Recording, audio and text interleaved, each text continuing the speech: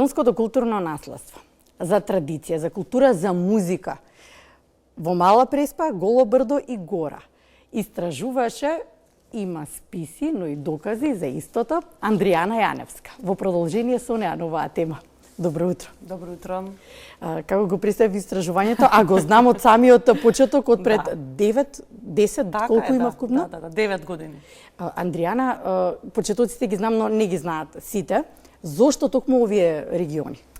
Така е, значи истражувањата започнаа во 2014 година, на 23 октомври се сеќавам, бидејќи имаше и многу снег, 2014 година. И зошто токму овие региони? Бидејќи реално во овие региони немаме многу истражувачи кои што истражувале, односно имаме, меѓутоа малкумина се оние кои што ги истражувале мелодиите во овие региони и тоа за мене представуваше доволен предизвик да песните кои што се истражени и од претходните истражувачи, меѓутоа и од мене да добијат едноставно мелограми и да се запишат со ноти за и понатаму некои идни истражувачи да најдат подкрепа во овие мои истражувања. Може тука да додадеме колку у суштина мештаните беа воодушевени од твоето истражување, колку ти помогнаа при тоа, иако велиш поча да врне снег, но знам податок дека и да врне и да вее ти и бремена во 6-тиот месец. Да, така беше, да. Така? Да. Бременост.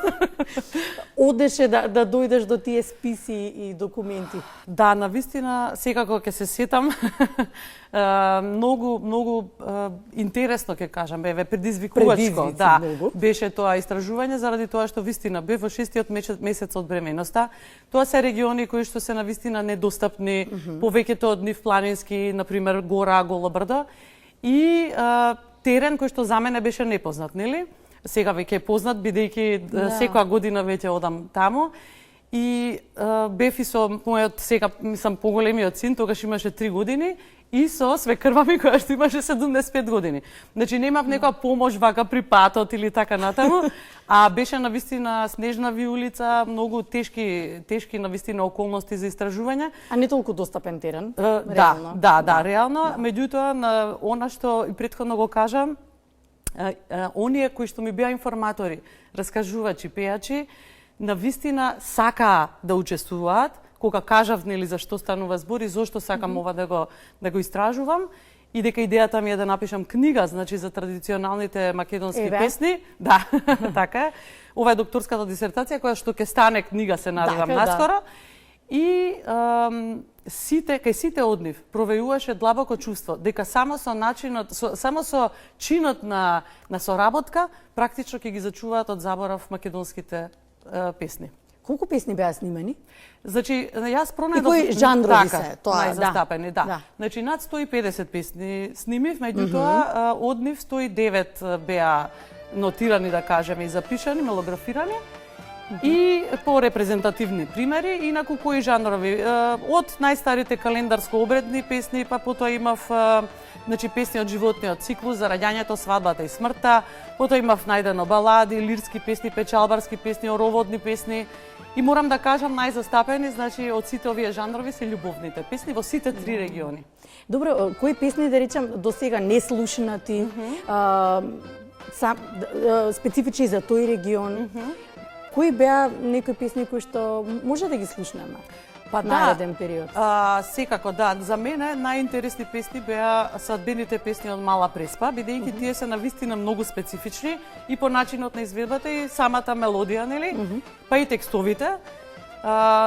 Навистина сум горда на тие примери, заради тоа што и на некои презентации мои во Москва, значи, например, беа навистина научниците таму зачудени од самите песни, бидејќи не постојат други такви песни на светот. Значи, тоа се единствени, репрезентативни, уникатни примери. Сега, еве, се навратив дека лани, например, кога повторно бев во Мала Преспа, половина од тие кои што мене ми пеја веќе беа починати жените. Што значи дека нема време за чекање. Мора да се документираат песните. И да се оди на терен. Да се оди на терен, реално да. Тој Меѓутоа, сега начин. ако одите на терен, нема да најдете многу заради тоа што сега веќе младината како ке нас, така и таму, повеќе се ориентира кон светските трендови. Многу ретко знаат од младите нешто да се очуваат, еве да кажеме, од нивниот фолклор. И заради тоа многу ми е мило што ете на некој начин успеав тогаш да ги снимам и да ги документирам тие песни. Добро, што има се овој труд? Овој ќе стане книга. Сега кога го гледам, велам што се има внатре. Ајде, може нешто да покажем. Ајде, не е проблем, значи трудот структурно е поделен на два дела. Значи во првиот дел, сега не мора се да покажуваме, меѓутоа вака генерално веќе објаснам. Во првиот дел, значи, ни се географско-историските и демографско-социополитичките особености на сите три региони, значи одделно. Искрено ќе бидам, најмногу се задржав на историските компоненти. Да. Добро. Понатаму се осврнав секако на теоријско-методолошките рамки на истражувањето, значи и освртно до сегашните проучувања.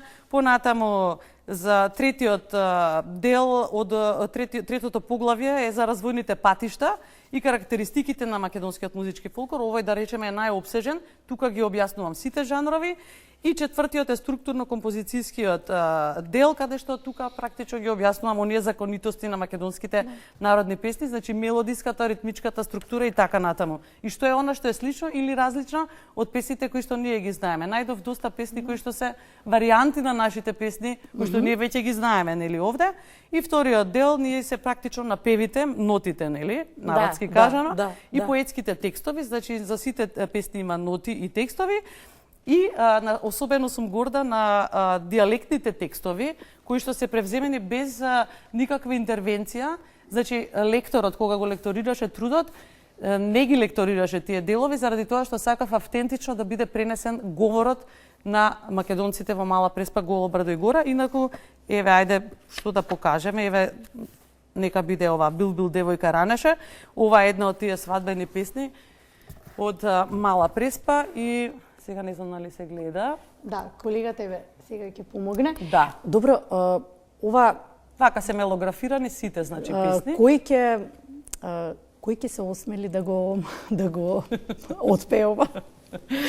Да, овие конкретно сега оваа песна и овие свадбени песни се пеат, значи, во повеќе гласови, значи карактеристично е двогласното пеење, меѓутоа треба барем 3 жени, нели, да има. Да. Тие се навистина, тоа е тоа што е она уникатно и карактеристично, да речеме, за тој регион. Таму секој регион си има некои своји специфики. Андрејана, колку ни требаат вакви истражувачи низ целата држава, на целата територија? Колку ни требаат? Ова е од големо значење. Како ќе го продолжиме традиционалното богатство што ни остана? Еве, да бидам искрена, само што објавив, значи за трудот веќе уште истиот ден ми се јави една докторантка која што истражува друг аспект лингвистички, која што сакаше да ги прочита овие диалектни текстови.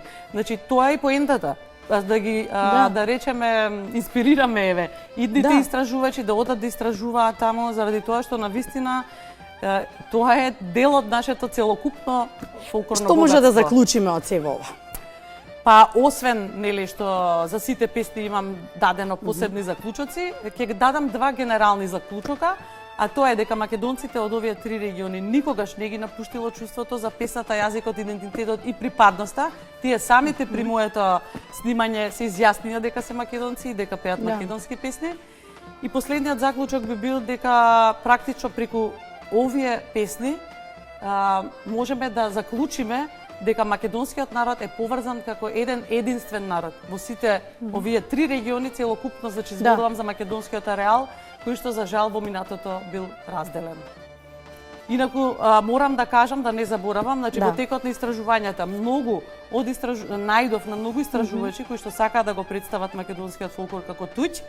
Лично, значи, јас сретнав доста возила со бугарски таблички дипломатски, значи на таа територија во Мала Преспа, и тоа не е ништо ново, значи уште во Втората светска војна знаеме дека носеле од амбасадите таму читанки буквари, меѓутоа како што гледате народот таму си останал достоен и иако тие самите ми кажуваат дека сакале да уфрлуваат некои нивни зборови за да звучат песните поинаку и туѓи, сепак само прочитајте ги текстовите. Нема чувството за припадност никој не може да го смени. Така е. Прочитајте ги само текстовите и самите ќе увидите за што станува збор и за каков јазик станува збор и за какви песни.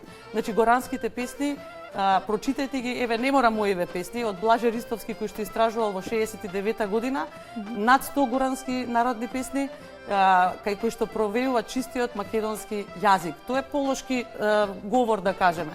Во Голо брдо еде барскиот говор, потоа во Мала Да. Преспа тоа е западно-преспански, долно-преспански говор. Тоа повеќе лингвистите ќе може да ви објаснат, меѓутоа